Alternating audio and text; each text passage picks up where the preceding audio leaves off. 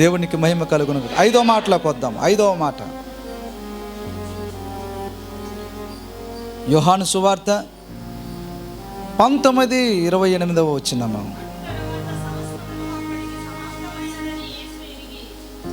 అప్పటికి యేసు సమస్తమైనదని ఎరిగి నేను దప్పికొనుచున్నాను. దేవునికి మహిమ కలుగునుగా. హల్లెలూయా.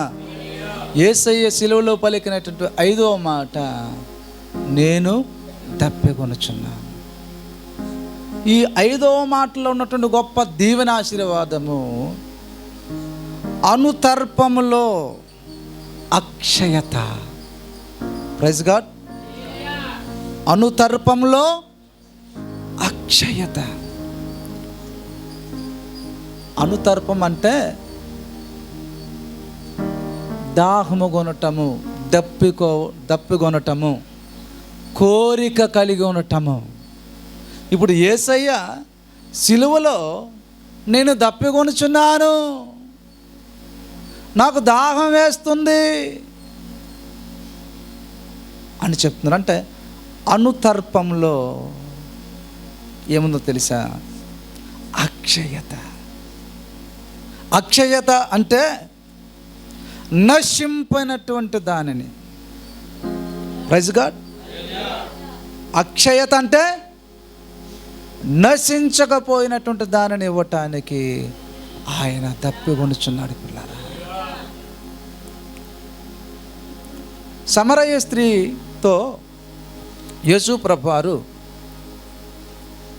ఆ బావి దగ్గర మాట్లాడుతూ శిష్యులేమో తినడానికి తీసుకురావడానికి వెళ్ళారు ఊర్లోకి. యేసు ప్రభువారి యొక్క దాహం ఏమిటి? ఏ దాహం?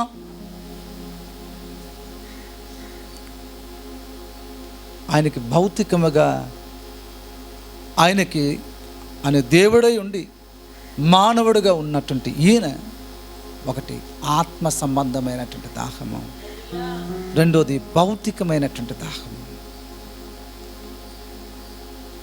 ఈ రోజున నీ ఆత్మ సంబంధమైనటువంటి దాహం ఎలాగుంది?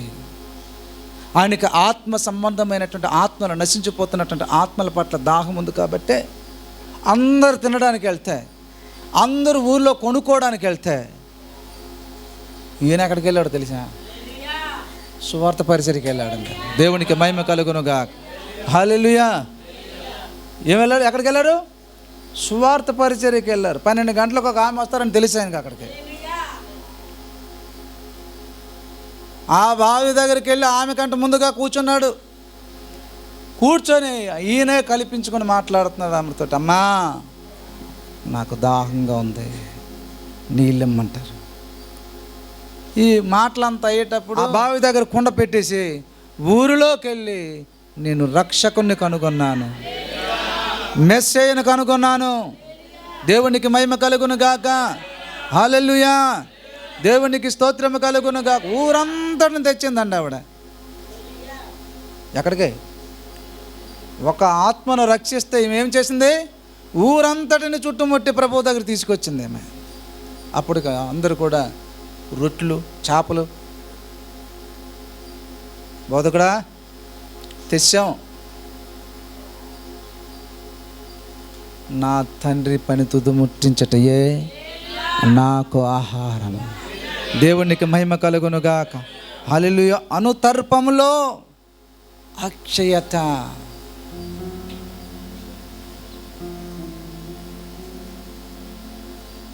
ఆయన దప్పికలో ఒక అక్షయతను ఇస్తున్నాడు. అంటే అది నిశ్చలమైనటువంటిది, నశించకపోయినటువంటి దాన్ని ఆయన దప్పికొని నేనిచ్చు నీళ్ళు తాగువాడు అక్షయతను ఏటిస్తాడంట ఆయన.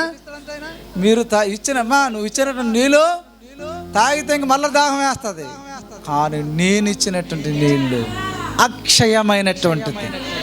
ఆయన కిరీటము కూడా అలాంటిదే. అక్షయ కిరీటము, అక్షయ రాజ్యము. దేవునికి మహిమ కలుగును గాక. అంటే నశించకపోయినటువంటి దానిని ఆయన మన కొరకు సిద్ధపరిచాడు. దేవునికి మహిమ కలుగును గాక. కాబట్టి పిల్లరా, నశించిపోయినటువంటి దాని మీద మనం దృష్టి పెట్టకుండా అక్షయమైనటువంటి రాజ్యము కొరకు మనం సిద్ధపడదాం. అక్షయ శరీరం మనం దాలుస్తాం. ఇది క్షయమైనటువంటి శరీరము. ఈ శరీరము ఏదో ఒక రోజు మట్టిలో కలవలసి ఉంది. ఇంకొకటి మనం ధరించవలసి ఉంది పిల్లరా. అక్షయతను ధరించవలసినటువంటి వారమై ఉన్నాము. మహిమ శరీరమును ధరించవలసినటువంటి వారమై ఉన్నాము. ఆదాము వల్ల ఏదైతే పోగొట్టుకున్నారో మహిమ శరీరము, క్రీస్తు ద్వారా దాన్ని మరలా మనకు ఆయన అనుగ్రహించినటువంటి వాడు ఉన్నాడు. దేవునికి మహిమ కలుగునుగాక.